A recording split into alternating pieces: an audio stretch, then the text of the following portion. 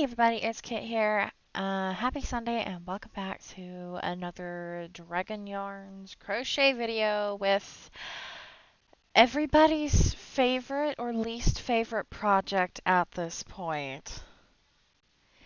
I am low-key starting to get tired of the blanket, but at the same time it's satisfying to work on. And it's satisfying to unwrap yarn from Massimo. Yeah. Plus, it's not like I have a ton of other projects going on. Although there will be a what I made for my friends and everything haul since I just finished the last thing that I needed for all of that literally just now. So that's pretty cool. Anyways, I hope you guys are having a good Sunday or day. Hopefully y'all had a good weekend or day. And let's get into it. We are back with some Chicago reading. So last time was pretty intense. The guys and Winters split up. She went to the private data farm with the help of Ben and Lauren to get the address and figure out finally where the missing child that is the whole sole reason that Cooper and Green are in Chicago. They are here because an old friend called in a favor. Um, his kid got kidnapped by the vampires in Chicago, and so they decided to go in and try and figure it out. But unfortunately, for reasons unknown, this kid is like buried deep. They thought, oh, okay, can't be that big of a deal because their friend is literally he owns a bookshop in Chicago, or I should say he owned a bookshop. He still technically owns it, but he's also technically in hiding right now. Yeah, his friend doesn't know what he did for the vampires. They had no idea. Like, no, no, he didn't do nothing, according to him. So he's really not sure why he's being targeted. Nobody knows why he's being targeted. Well, I shouldn't say it. Nobody. I will say nobody shown in the story yet knows why. Um, yeah. So, but they found her. They did. She's underneath the nightclub. Does anybody remember the nightclub? The nightclub was not a good time. It's about to get worse. Um, so yeah, they found her. They had to go deep. Like, there is an underground section of this nightclub that should not exist, is not legal at all. There are no blueprints for it. But it sure as hell exists. It's kind of down in the sewers, in fact. And in fact, that's where they find her. Behind a safe door.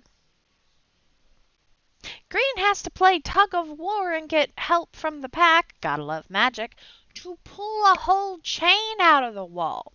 And then, on top of that, because they're still in a three-way FaceTime between Lauren and Ben back home in Montana, where the boys really desperately want to be, boys being Cooper and Green, desperately want to go back to Montana. I'd want to leave. Would anybody want to be in this situation? I don't think anybody want to be in this situation. So they're in Montana. Obviously, the guys are at the club, or on their way to the club and whatnot. Again, conversation, everything going on this entire time. And Winters is at the data farm, and vampires show up to the data farm, and she's hiding, and they have to like mute out. Nobody knows what's going on because, like, oh my god, if the phone gets it seen or whatever else, like, bada bing, bada boom, and then the vampires just left really quickly. Oh, and Paladin's showing up in like less than an hour. It's stressful. And who is Paladin? That's a great question. Winters ain't telling. She might, though, in this part. I don't know. Because finally, we are at a new dawn, which is one of, I think, two parts of Winters. This is like her dedicated section. The last part that isn't the epilogue. So we have a new dawn, which we'll cover today. The Crimson Sunrise, which goes back to the guys. and it's like the finale of the story. She has a part in that, yes, where it's like from her point of view and kind of sort of it starts going between the three. And then the epilogue is a new character entirely after the events of Chicago. The big, nasty, sticky wick that is Chicago. So yeah, hopefully that's a good recap. I have no idea if anybody's like, what the hell is she talking about? You're on, I don't know, part like 14 of me reading this book of mine. So, yeah. If you're interested, go back. Go to the Dragon Yarns playlist. Go back, and there'll be a part 1 for Chicago reading or whatever. I don't know. A couple months ago. Anyways, so yeah, let's get into it. A New Dawn, Winter's Point of View. The early morning dew coated the grunge concrete roof, making everything moist and wet to the touch. The sun rose slowly, banishing the fog in its wake. The sky was a beautiful periwinkle with streaks of light blues and yellows.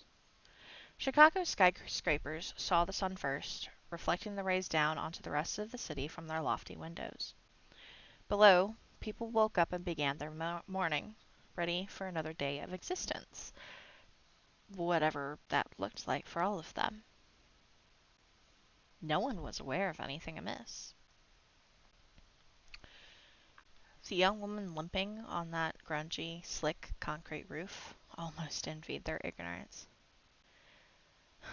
None of the humans below could sense it, any of it.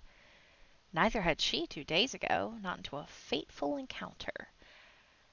And now she could sense everything. It was too much. There was too much going on. So many noises, feelings, sensations, colors, scents, auras, vibrations, symbols, runes, weaves. It was back. Somehow, it was back. The ability she had lost what felt like an eon ago, it was back, and it was overwhelming. It threatened to consume her entirely like a fiery inferno. She would spontaneously combust with the immense fortitude of the magic. But pain kept her grounded, if just barely. Pain snaked up her left side, every hitch in her breath making it worse. Her smashed nose was now a dull ache with a large mess on her face. Her still wrapped, swollen right hand throbbed with every little movement, but she limped back and forth on that bird poop covered dewy roof. The whispers in her head never ceased, now joining in a symphony with the whispers in the air around her. The air surrounding her was thick with magic. Her magic. A magic she thought was lost forever, and now it was back, and everything was wrong. Shivers ran up and down her spine, her beloved patchwork jacket doing little to beat back the otherworldly chill that wouldn't leave. Startled blue eyes could barely understand the onslaught of information the weaves were telling them, but she tried anyway, desperate for any single glimpse into how any of this was happening. How is it back? Why is it so loud? What is wrong? What did I do? The questions went round and round in the young woman's exhausted head, but still she couldn't find the answers. Champion. Perhaps it was back because she was back? Or rather, her emotions. Her humanness. Humanness? What? Okay, maybe I don't.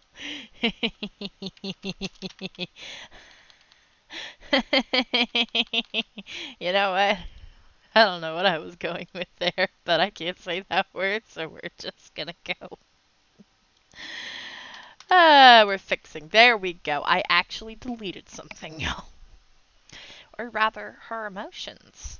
Her humanity. When the coyote had bit her, that pain had scrubbed back some of the mold growing over her, a numbing fungus that she had willingly accepted but had not known the cost that would be included. A sickening, horrible numbness.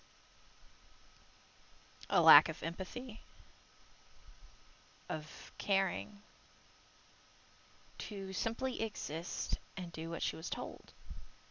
They had told her it would be the easiest way to accept her new life, that she might last longer. That it would be less painful to not feel anything, to not care. She had to agree. It had made it easier in so many ways, but it was also wrong. She had known deep, deep down that it wasn't right, that it wasn't her, not really. She was trapped in a sticky web, barely able to think in a way that many took for granted. To think with emotion combined with logic, that was how humans worked. It was how most beings functioned, for better or worse. To function with just logic? Well, that made things difficult in social settings, in communication, creativity, and, well, everything. She had almost been lost entirely to that sticky web of numbness. If a coyote shifter hadn't bit her leg just hard enough to send jolts of pain right through that web. To wake her up just a little. Just enough to fight. Just enough to turn it back on, then disable the switch to turn it off again. She never wanted to not feel again. So despite the fact that she was horrible with pain, she invited the feeling and relished the aches, hitches, and sharp stabs. It made her feel. She could have done without the shame, misery, embarrassment, grief, rage, and every other negative emotion that came with it, but in a way, she had missed them too. It was better than the numb nothing. Champion. Most would be overjoyed with their magic being back, but for her, she was more concerned with the why. What were the implications? Consequences? Everything had a consequence after all, and she knew that better than most. Did it have anything to do with the two troublesome shifters that were still in Chicago, despite a certain doom clock ticking down on their stubborn heads? She looked again at her left hand that she held in the air slightly away from her body, awe seeping through the negative emotions. Residual weaves were still clinging to her skin after she had grabbed onto the golden rope that bound the two of them together. Hurrying green. Gold-tinged strings and symbols stuck to her skin, shying away from the leather of her sleeve. The weaves wanted to stay, but they had slowly begun to fade, the golden glow going with them. She would never forget the cursed beast or the man it haunted. Would never forget staring into those angered eyes that haunted her in a small room. Would never forget everything fading at that strong grip, or her astonishing decision to let it happen and not defend herself. That was extremely stupid of you, champion. Why are they not out of Chicago yet? She asked the petulant voice in her mind. She could feel the fiends around her, little irksome shadow beings that were bound to her since her transformation years ago.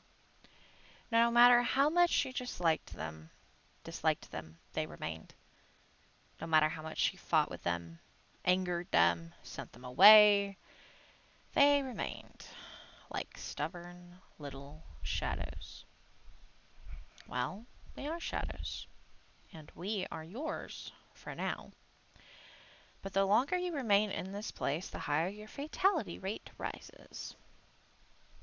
She ignored the pointed warning just like they had ignored her question, focusing back on the golden magic sticking to her skin like an adhesive. She had no idea what that rope had been or where it had come from. The weaves refused to tell her anything of the sort, but they did tell her the barest information on the man they connected her to. Kieran Green, the tiger shifter that needed to get out of the city. Hydration.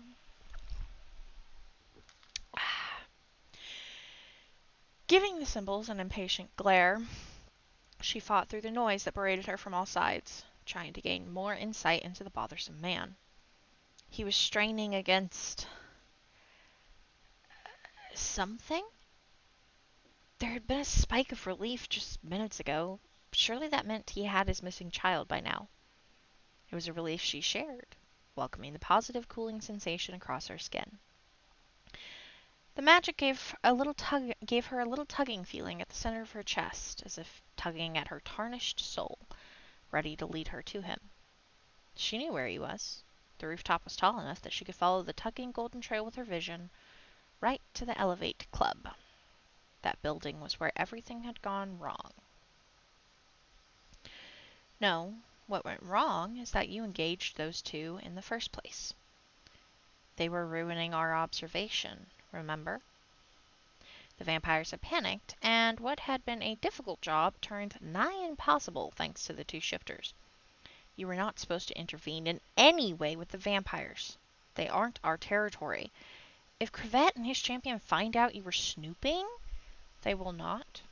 She was fully aware of the problem that would cause. No, you certainly are not. You don't understand. The fiend's voices were dark, a grinding edge in the back of her head like nails on a chalkboard. The void keeps everyone separate for a reason. Then Zol should not have sent me to come out here then, she snapped, more than ready to be done with this conversation and get back to worrying about the two men. You do as she says. You are her champion. We are her servants. We serve her. End of story.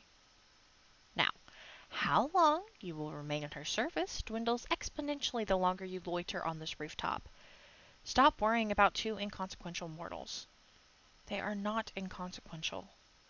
Even as she said it, she knew there was no use in arguing with the blasted beings. They had never been mortal and did not necessarily care for them, mortals, meaning, did not necessarily care for mortals. Few immortal beings could. You are insufferable when you have your humanity. You shouldn't have turned it back on. You are almost perfect. They hissed, causing her to bristle. Well, it is as you said. The longer I loiter here, the greater the chance Zol ends me this morn. Therefore, you will not have to deal with my insufferable presence much longer. She waited for a snarky response, but got none. She felt their annoyance. It practically slammed against her mind like boulders crashing down a cliffside, but they did not speak any further, allowing her to get back to the problems at hand. First, there were the shifters. They were still at the club. Why? What was holding them there? The clan was supposed to be sending people after them there, according to the nice man on the phone. Ben was his name.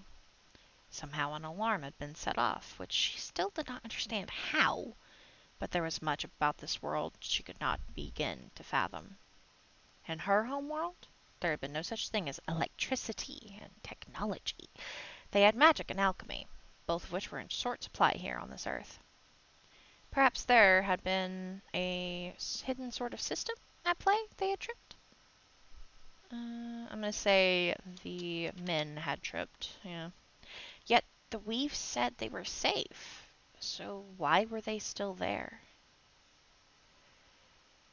The second problem was perhaps not necessarily an issue, but it was perplexing.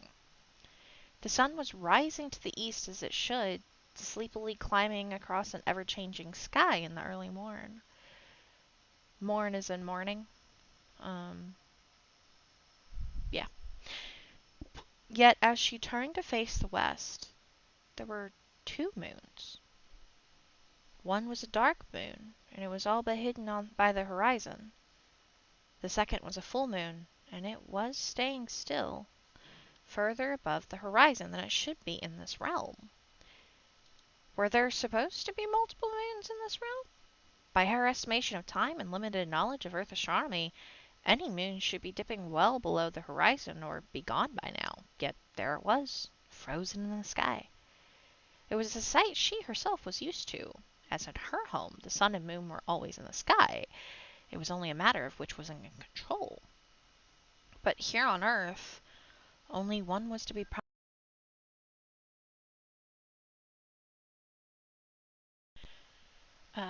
but here on Earth, only one was to be prominent and in the sky at any given time, correct? So why was that moon staying? Not your problem, champion. Either of them. For your sake, leave already. Maybe she will be lenient on you. The snickers that followed told her just how small of a chance that was. Yeah, it's pretty damn slim. Still, she ignored them. The final issue was her weaving power. It was back. A fact she could barely wrap her mind around. It was loud, which combined with the onslaught of pent-up emotion turning on her humanity had brought her, well, it was oppressively overbearing to say the least. It was not as strong as it had been the last time she had possessed it, but she was essentially a shattered husk of the caster she had once been, forcibly pieced back together by foul magic she loathed. I'm gonna adjust because it is the magic. Yeah. I'm just gonna say fix. There we go. Get over it already. That was years ago, champion. So what if your weird child scribbles are back? Get back to Zol already. If she lets you live, you can obsess over it then. She stopped pacing, breathing hard as tears of frustration swelled in her eyes, clogging her throat and putting pressure on her ruined nasal cavities. She wanted to scream, but fear of what her broken magic might do held her back. If her weaving was truly back, she would have to be extremely careful with any emotional outbursts from now on. We don't think that will be a problem for you much longer. Instead of screaming, she ground her teeth and began to count to 10, just like the humans did. If it worked for them, it could work for her, right? You are a mess with your humanity. The messiest champion we have had the misfortune of witnessing, really. 1, 2, 3. Are you seriously going to count? Counting? That's got to be a new low. 4, 5, 7, 6, 7. This is pathetic, champion, and an absurd waste of what precious time you have left. 8, 9, 10! Did it work? Are you cured of emotions now? The sarcasm was scathing. I am not leaving until they are out of Chicago. Her voice pierced the still air in a loud shriek, scaring perching pigeons the next 3 roofs over. Nails dug into the palm of her hand until they stabbed at her skin, leaking little trickles of red onto the dark concrete. Angry magic swirled, threatening to wrest away her tenuous control into something. And that's something she was afraid of. Jeez. You could ask for help, you know. The sudden innocence of the voices reminded her of small children that had just been naughty, trying to suck up to adults. And you would help? Or would you tell me to do it myself? She had her doubts for many reasons. Without them, she would have died many more times than she already had, and they all knew it. She was a broken caster, and since she did her best to not actively use the void she was bound to, she was rather useless on her own. The fiends loved to throw that in her face, and it had bothered her to the point that she had said yes the next time Zola had needled her to turn her humanity off. She was just now realizing what an egregious error that had been. No, it was a good thing, because we avoided this mess. Sentiment and compassion get you nowhere, champion, especially in this new life you are about to lose. But since you won't leave, you might as well ask. Despite the suspicion searing in her gut and annoyance burning her skin, she began pacing again. She took deep, painful breaths as she embraced the pain, shoving aside her frustration and irritation. All right, I will. Will you help me? Can you tell me why they have not left the club yet? The golden waves were fading faster. She did not have a lot of time before they were gone entirely, and she was blind. She hated being blind. First, thank you for asking and for the nice tone, although your inflection could use some work. We could tell you, but we won't. If you want help, then go back to Zol, because you are going to need quite the miracle in order to survive that. Oh, for the love of the light! You aren't a caster of the light anymore. You are a champion of the void. Get over it. If you tell me to get over it one more time! Spit hit the back of her throat as red creeped into her vision. The thrum of power throbbed against her skull, pushing her against her control even more. You'll do what? You have no power over us. Not really. In order to have power, you would have to embrace the void, which you will never do. Perhaps soul obliterating your soul would be a mercy. Certainly would be a mercy on us. Then she could find a proper champion that will actually do their job properly. Leave me alone! She screamed until her voice cracked. Losing the battle of control, magic went chaotic, denting nearby metal vents as if someone had kicked them several times. Across the rooftop, weaves violently swirled and glowed until a small shockwave erupted and blasted her off her feet, sending her rolling across the rooftop and hitting her head on the concrete. Groaning in a crumpled heap with her legs dangling over the tall ledge, tears began to fall. Pain sliced across her skin. She closed her eyes against the swirling world, a throbbing beginning at the point of impact. A cold, sickly feeling of exhaustion swept over her like a tidal wave, the cost of her childish outburst and rogue power. More blood dripped from her ears to join the dried, crusted crimson matting her dirtied, platinum blonde hair. Feel better? This was their response, instead of the silence she so desperately craved. The fiends were too much. The weaves pressing in on her fragile mind were too much.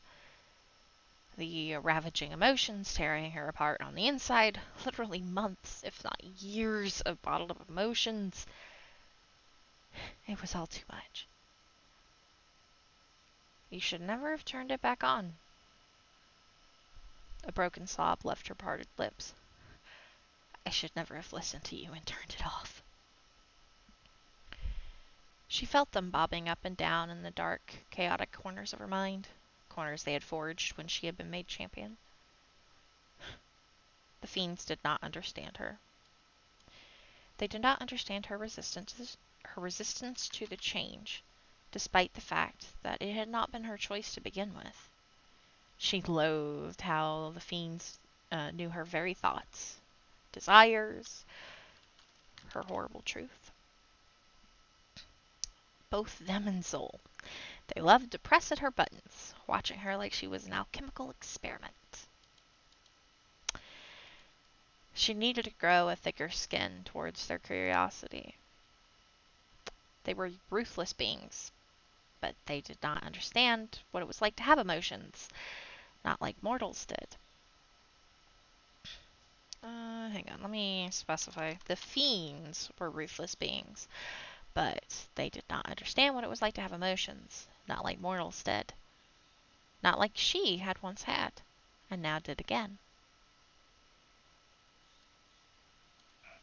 The fiends could not understand why she had done what she did so long ago, and they could not understand why she cared so deeply for the two inconsequential shifters.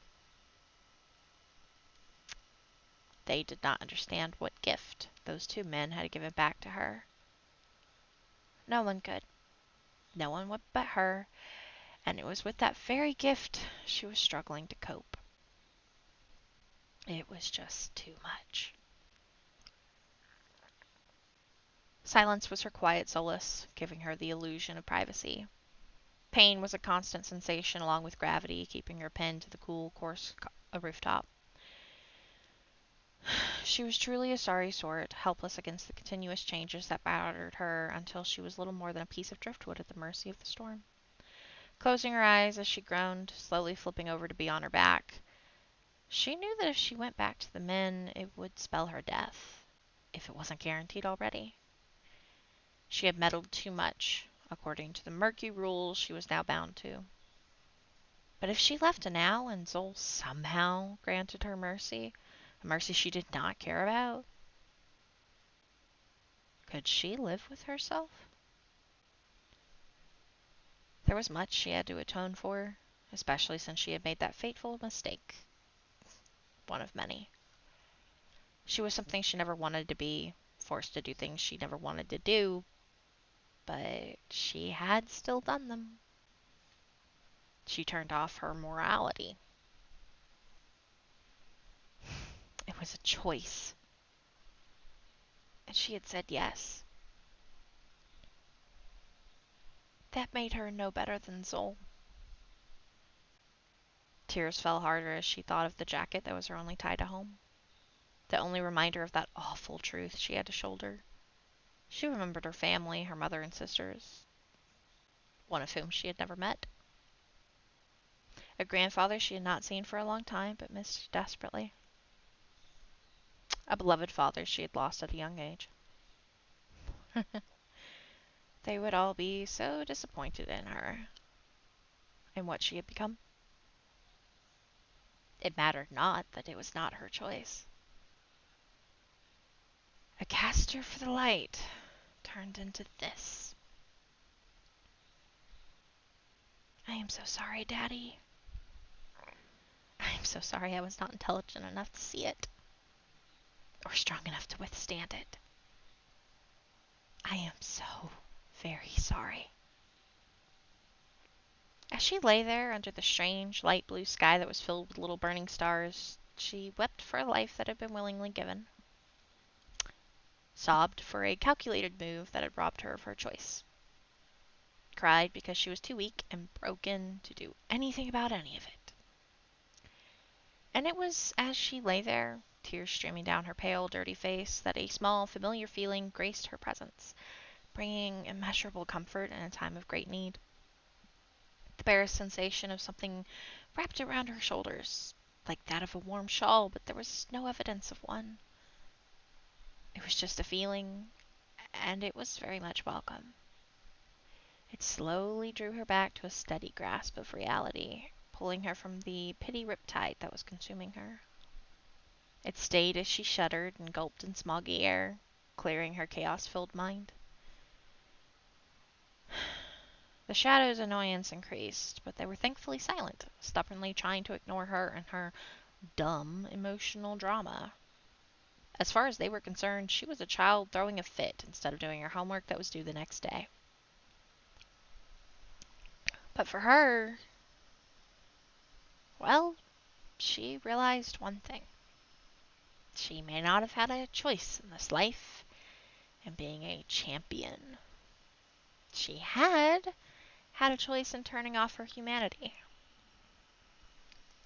She had a choice now.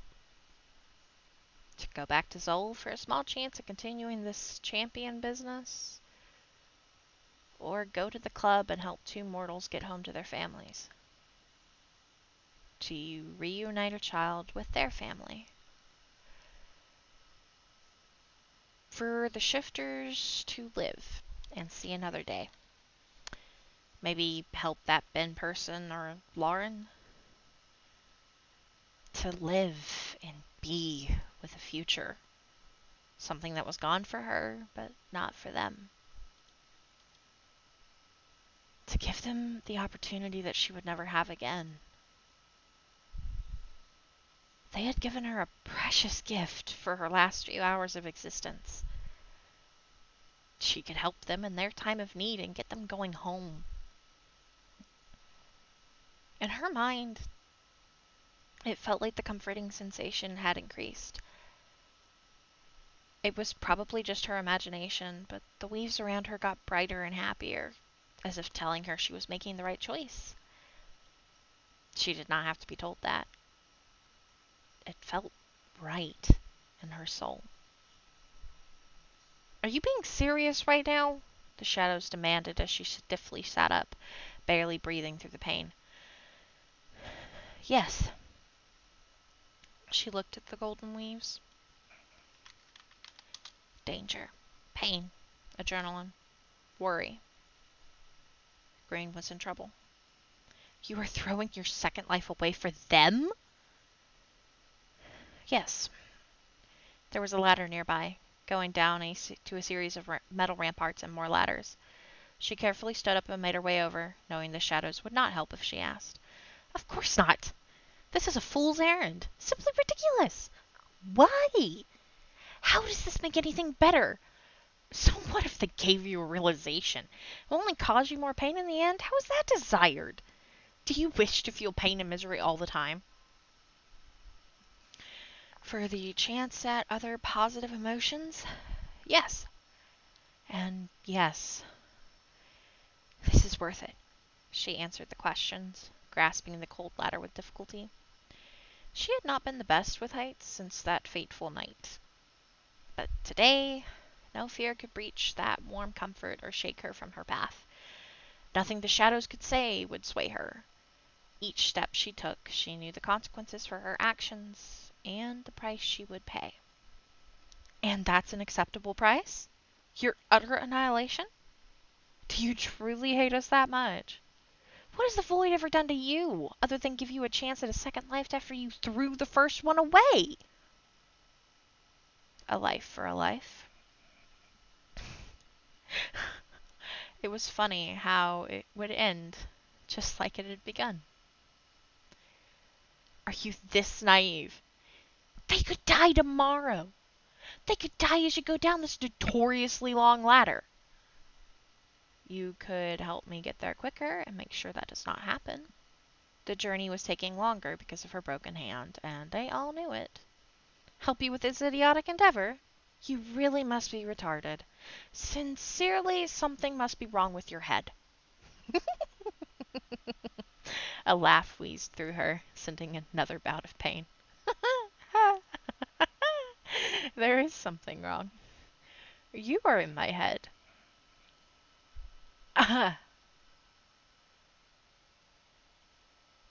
We. Uh, Congratulations. You have stunned us into silence. We truly do not know what to say to this. Heated anger made their presence stronger, but she did not care. She was doing this, and they could do nothing to sway her. Then be quiet and just watch, I suppose. It is as you said. You will not have the misfortune of being bound to me for much longer, so sit back and enjoy the show. You love shows, she said calmly, offering advice that might provide them with some peace or solace. Something. 2 years. 2 years, champion. You barely scratched the surface of the void. You fought at every single turn without ever really trying to learn about what the void truly is. And now you're just throwing it away. Just like that. It is what the old me would have done. Oh, you mean it's what the light preaches? The sarcasm rang and echoed in her mind. You aren't of the light anymore. Not that it was such a great influence, clearly. And you have been? Zol has been? The way down was still a very long way off. Zol is complicated. 2 years may seem like a long time to you, but it is a blip of an eye for us. You haven't earned her trust yet to understand her ways. We've tried to help you, you just won't listen. None of you have earned my trust either, and neither has she. I tried to take your advice and accept your help, but it did nothing for me. Every choice I made, or that was made for me, has led me here, to a choice I can finally make. So I made it. Her broken hand ached horribly as she used her forearm to haphazardly climb down the ladder. And what do you expect to do? Just go and cry at the vampires and humans? Scream and hope your magic doesn't kill these all-important shifters, which, by the way, are not of the void and are not to be trifled with? Their deity is not my concern. I understand, but whoever they are, I am sure I will never meet them. As for what I will or will not do, why do you care so much? Just wait an hour and I will be destroyed. If 2 years is a blip of time, whatever that means, then an hour is nothing. She was not sure why she was trying to reason with them, but their concern and outrage made her concerned. Did they actually care if they were capable? Oh, don't be ridiculous. We don't care. Their defensive tone said otherwise. Fine. Go get yourself killed.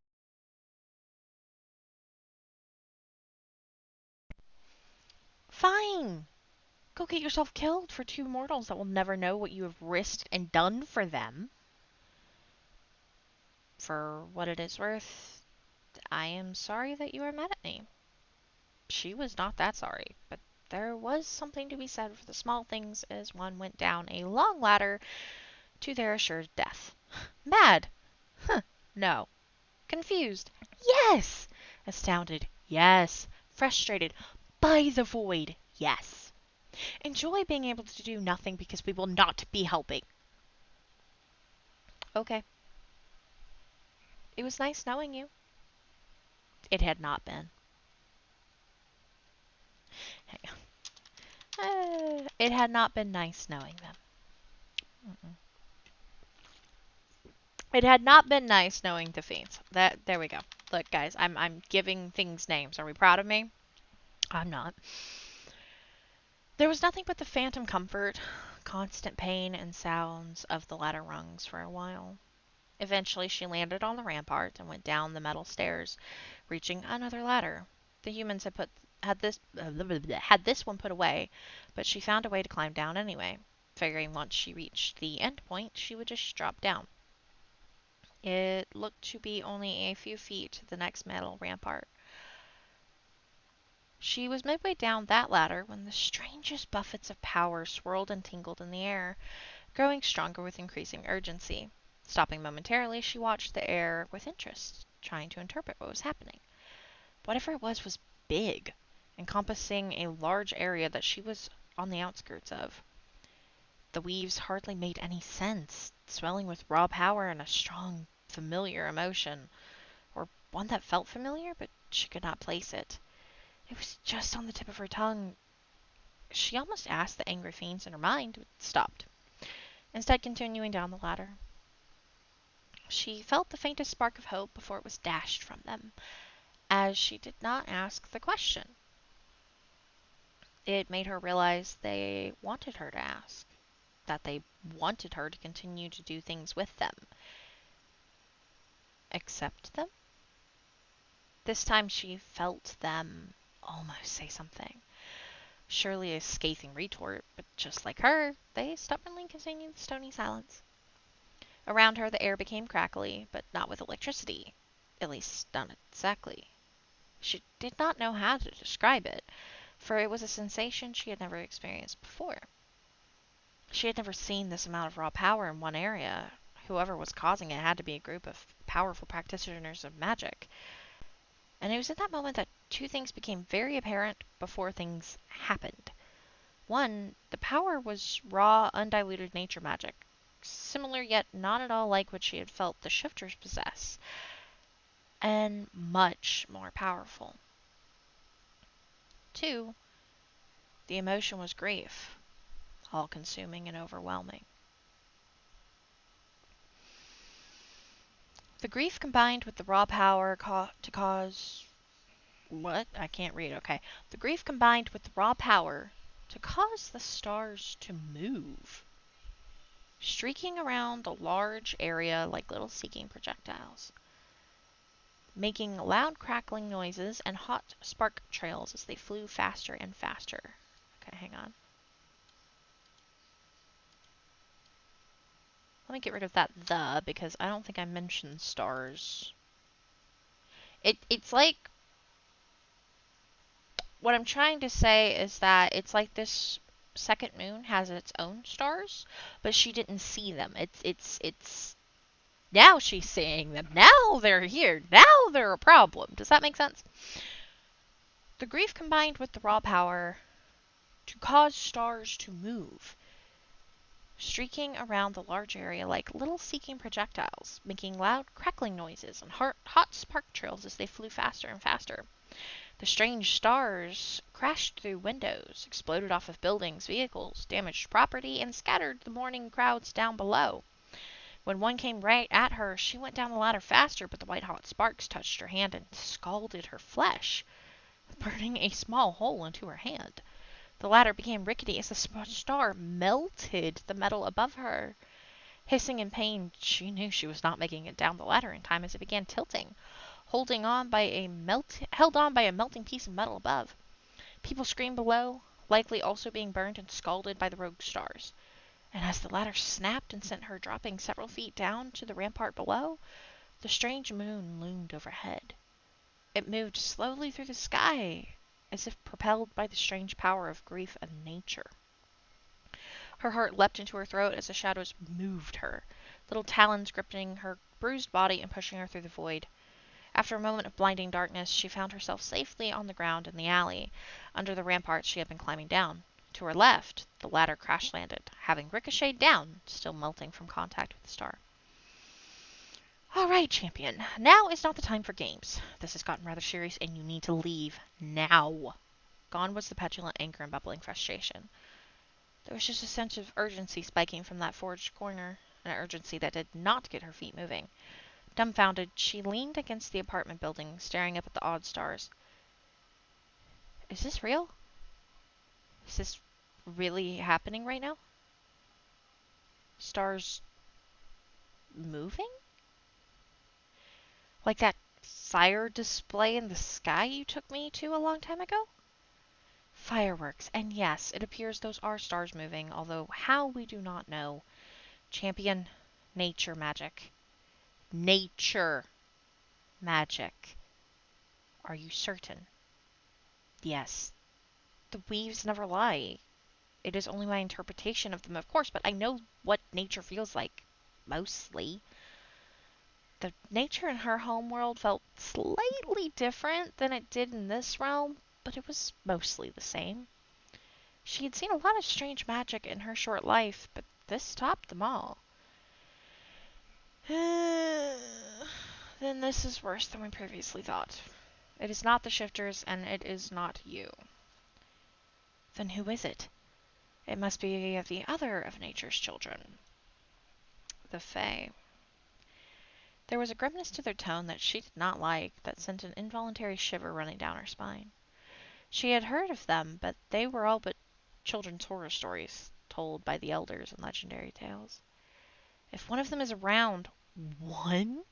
You mean to tell me this is caused by one Fae? She could hardly believe it. Not so loud!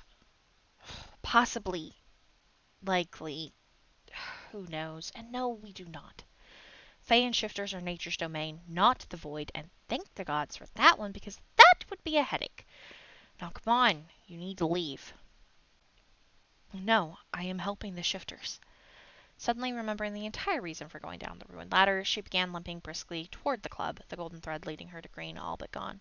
You do not understand. The Fae are dangerous beings. If they are in the area, the shifters are in danger too. She did not know if this Fae would harm the shifters or not, but she was not going to stop. She had to at least try to help them. She could not live with herself otherwise, no matter how short of a life that would be. It was her choice. The voices stopped at her head, the sudden silence strange and frightening. After all this time, years of them being there, the silence was weird. Perhaps they had left her after all. Or perhaps this was Zol, finally done with her. Do not be ridiculous. If Zol was here, you would be a bleeding heap on the ground. The voices had coalesced into one firmer, stronger voice. Gone was the wispy, echoing cacophony. You truly are going to do this? Even with the Fae? Even with Crevette's champion near? Are you willing to possibly put them... Hang on. Them. The shifters. Okay. Are you willing to possibly put the shifters into harsher danger than before? You are no longer just a caster or immortal. You are a champion. You have a powerful magical signature from that. There are consequences to every single action you do. She knew what they were implying. To be seen with her, that could spell disaster for the shifters. But if she did not go, then they may not live. If you go, they might die as well. You cannot escape fate twice. I have to try. Simple words. but a lifetime of meaning. It was her choice. The shadows sighed. Fine. Then let's get this over with. She stopped walking, feeling their hands grabbing onto her for a trip yet again. Surprise made her words falter. What happened to you are not helping? We never said we would help keep them alive. However, if you insist on doing this, then we can get there sooner, you can get done sooner, you can die sooner, this all gets done sooner, and we can cause some chaos and blame it on you later. Oh. Well. Could it be chaos that helps me get them out of Chicago sooner, like you did before at the farm? Do not push it. We have done our good deed for the millennia. Hang on, I should say data farm. Do not push it. We have done our good deed for the millennia.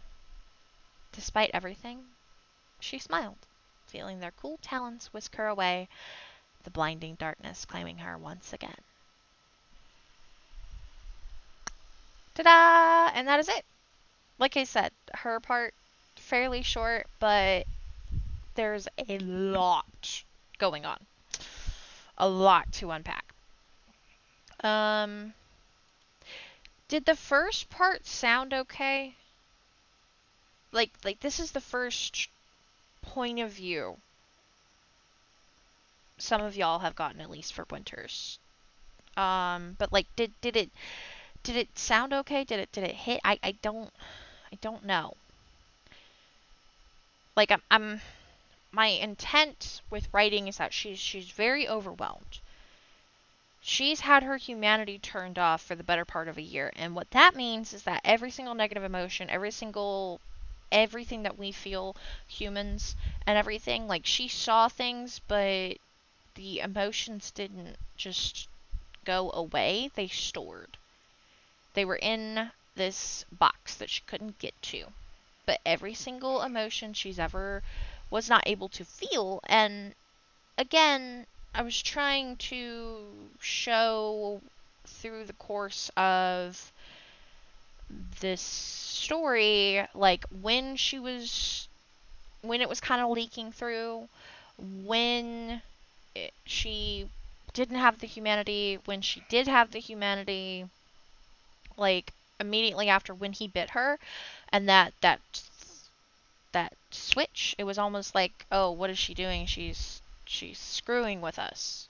That was when her humanity got turned on, and I was trying to kind of like show it.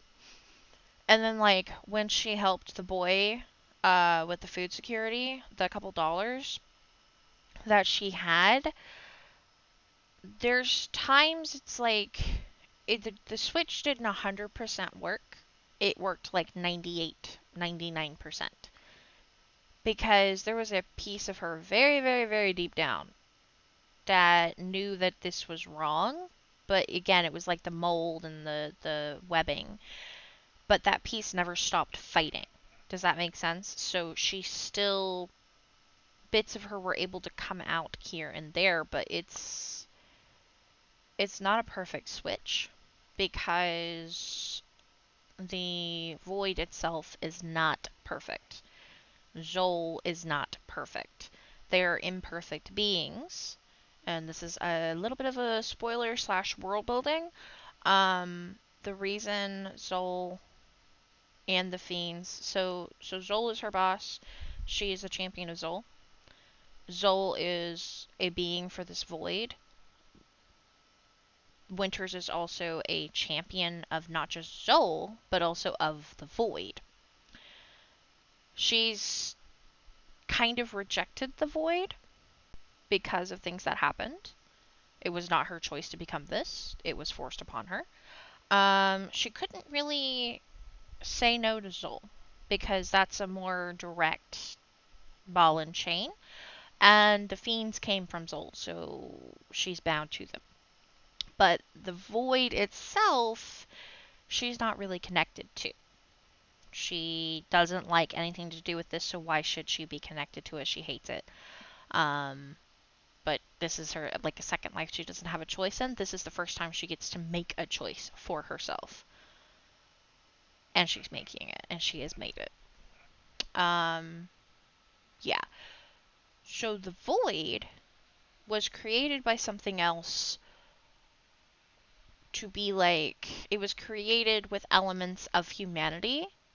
So mortals like us, well, we're imperfect beings, right? We sin, we do whatever. Like, you can take whatever elements of religion you want, but we're not perfect, right? We make mistakes all the time. Emotions suck. um, but also the lack of emotions sucks. Depression sucks. We're not happy all the time, and things aren't great all the time. So you kind of have like this philosophical thing going on. But because the void, and by extension Zol, and by extension the fiends, were created with elements of humanity, it is not a perfect system. So things like flipping the switch have differing impacts on everybody. And Valerie, ignore I just said her name. Winters. It's Winters in this one, okay? Uh, Winters is her last name.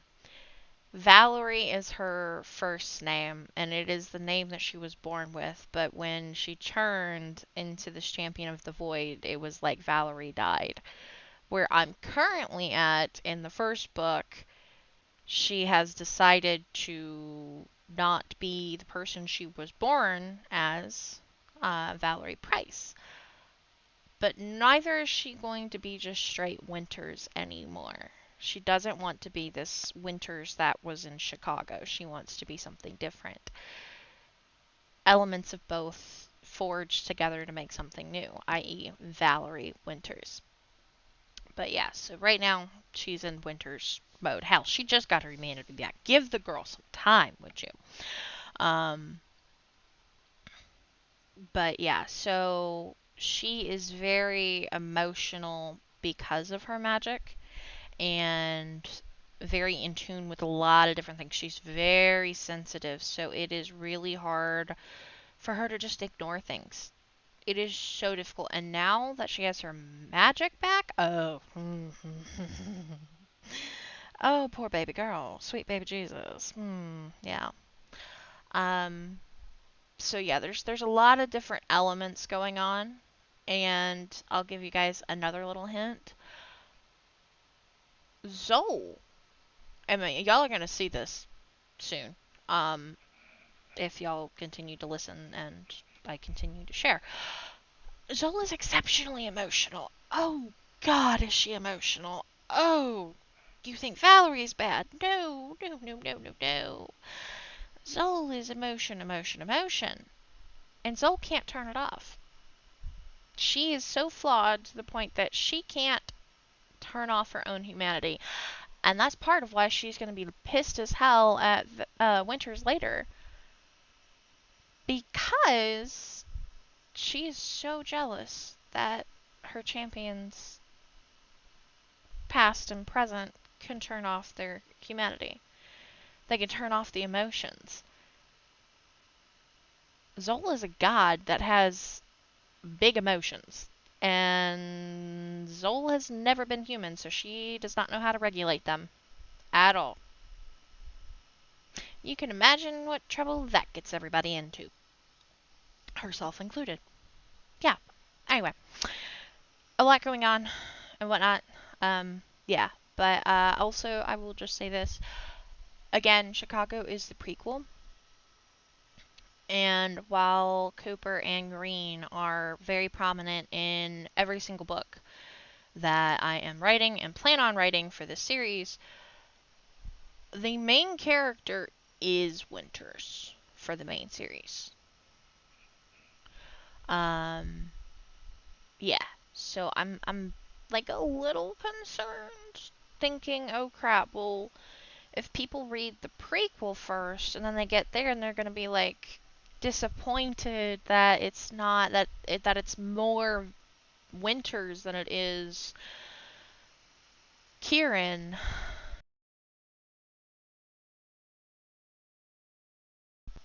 headset. Hi, I get it. Um, but like it's more winters than Kieran. I mean, Kieran's got I think 5 chapters so far. How many does he have, dare I ask? I don't know. I know at least 3, maybe 4. Like, I think maybe I'm gonna have like 6 total in the book that are his. And I'm on chapter 15 currently. So, yeah, like chapter 3 is his. Chapter 5. Chapter 7 is half her, half him. Chapter 13 is his. So currently he has 4 out of 228 pages. So I'm like a little concerned that people are gonna be like disappointed in that. I don't know. I'm worried a little bit, but you know, it is my story, and yeah. I wanted Chicago to be from the guy's point of view so that it makes sense why they're not exactly thrilled and happy that Winters is back in the first book, because she goes to Montana. Their home. Their home territory. And she shows up when one of their shifters dies in a very strange way that they can't really pinpoint what's going on, and she just shows up. Yeah. That's a really bad time. It's a very bad time. And then she says things right before passing out that make you think, oh shit, what's going on with this? I love them. I love all of them. They're all idiots. This trio in Chicago, and it is very simply because nobody fucking communicates. I love it. I love the conundrum so much. If Winters were to sit her ass down and actually communicate, actually speak, then things would not be as nearly bad as they are. And then if Kieran did the same thing later on, oh my god, wouldn't that just be great? If they would actually talk. You know what I mean? But unfortunately, and I think hopefully at least, if anything else, hopefully this came across with what we just read. She wants to protect them. She wants them to live. She wants them to have a life. And she does not want them messed with from her stuff, from her area. And it is because they gave her back her humanity, and they have given her what in her mind is almost certainly just a few precious hours of she gets to make her own decision, which is a very big deal for her. It's actually a massive deal, because truth be told, she really was not able to make a lot of decisions for herself before being made into a champion. Her home life was not the best. So it is a very precious gift. So when it comes to the first book, she is like terrified for a lot of different reasons. First of all, she thinks that she caused the cursed beast, because they never talk about it. There's no time. So she thinks, and she and Kieran, they cannot get along. They bicker. God, do they bicker.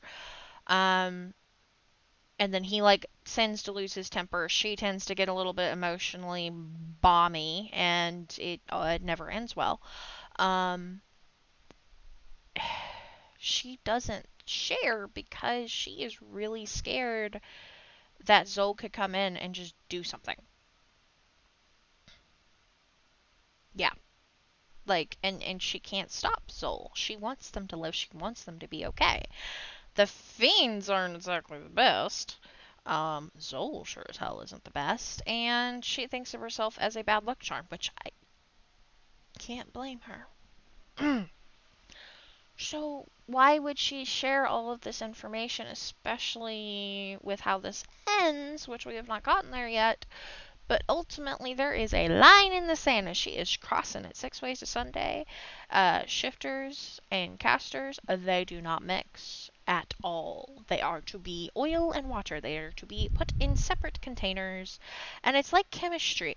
It's the base and the acid, and I think you have to pour the acid into the base. I always forget. That's why I was really bad at chemistry. You pour it in one way, it goes boom. The other way, it's fine. And it's a 50-50 shot if you get it right. Yeah. So, the way she sees it, she shuts up, she takes care of it herself as best as she can, and then she can leave, and then they can just keep living happily ever after, and everything's fine. That's not how the world works, though, sweetie. I'm so sorry. And then there's a lot of other things going on. Anyway, I'm going to get off my soapbox. I hope you guys enjoyed this. Sorry for going 5 minutes over time. And here's to hoping I got a lot of blanket time sorted. So, yeah, have a great week, you guys. Let me know, do y'all want game or do y'all want more book reading next week? Y'all's choice. And if not, then I will roll a dice, maybe. Alrighty, guys. Thank y'all so very much for listening. If you want to let me know what y'all think, that would be great. If not, don't worry about it. And, yeah, I appreciate you guys. Bye.